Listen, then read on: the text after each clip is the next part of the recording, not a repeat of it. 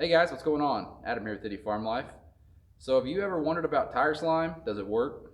Yeah, it does. Now I'm going to be filling a big tire today. So Slime brand slime, in case you were wondering, you can buy the various imitation versions of this, which I'm sure all work well. But this tire here on the Backhoe had really bad leak, and I sealed it up, I don't know, a year ago or so, and it's held up well. But today we are going to be sealing, or attempting to seal. This stuff works on small tires, small vehicle tires, lawnmowers, ATVs. But today, and you can't tell because it's up on the stabilizer, that tire there, it's bad. So let's put this stuff to the test. And so while I am going to fill this tire today, I'm not going to be using the backhoe, so you can't really gauge whether it works or not long term. I'll pop back on at some point and let you know in the comments, but my guess is it's going to work just fine. It's worked on that front left tire of the backhoe, no problem.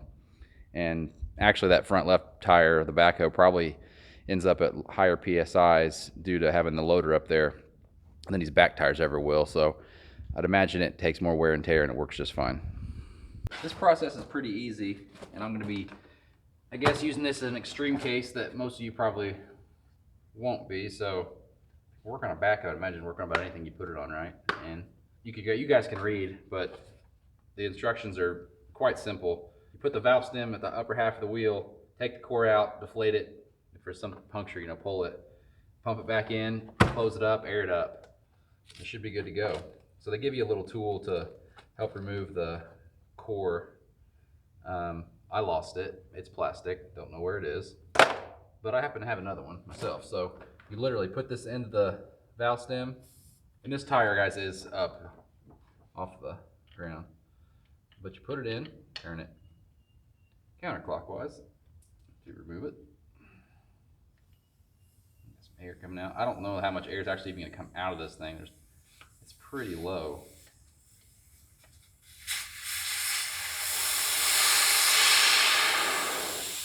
Yeah, it's got some pressure. So if you've ever wondered what a valve stem looks like,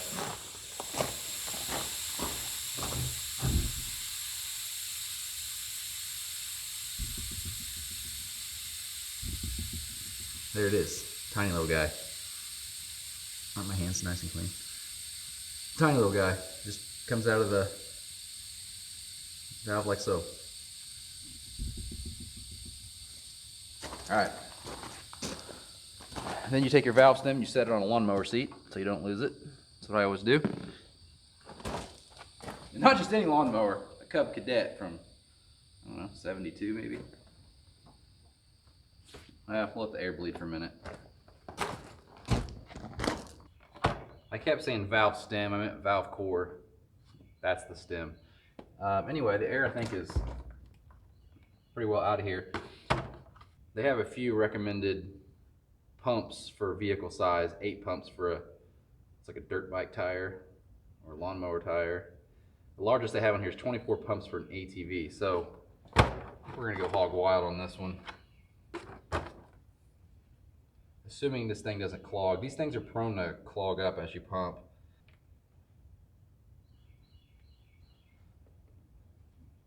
So you put the hose over, set it in the wheel well. This is all in the instructions. Alright. I hope this thing's not already clogged from last time. Oh, it might be. These kinks don't help though.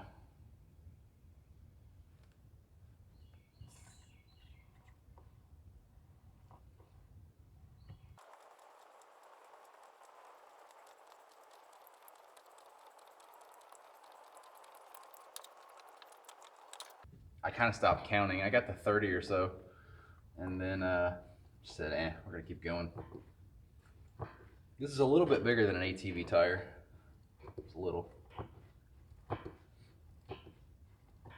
I mean, you guys can see this is super, super easy to use. So if anyone out there is questioning whether, should I try to slime my tire or go buy a new one, or, I mean, a car is something different than, something you're using around the farm or a lawnmower. If I ever ran over a bunch of nails or something with my lawnmower, in case you take your lawnmower to construction sites and whatnot, this is the way to go. I'm not about to buy new tires for this backhoe that doesn't see much use at all, in the grand scheme, you know, compared to most construction equipment. When I can pump pretty much a whole gallon of this stuff for, what, 20 bucks into the tire? Get a little tired of pumping. I kind of want to just finish this gallon off at this point. All right. Did you guys hear that? It actually added a fair amount of pressure to that tire. It makes sense, right? All right, now we put the core back in and air it up. Hey, this is a high dollar core wrench. Like I said, they sent me a plastic one, or they included a plastic one. This one's like chromed out. All right, we're in. Time to get the air compressor. All right, so once you air it up, you are supposed to drive around and check for leaks. Well, the backhoe is being worked on, so it's not going anywhere. I've got my own way though, how to work the fluid around there. Oh look, some wrenches in my pocket.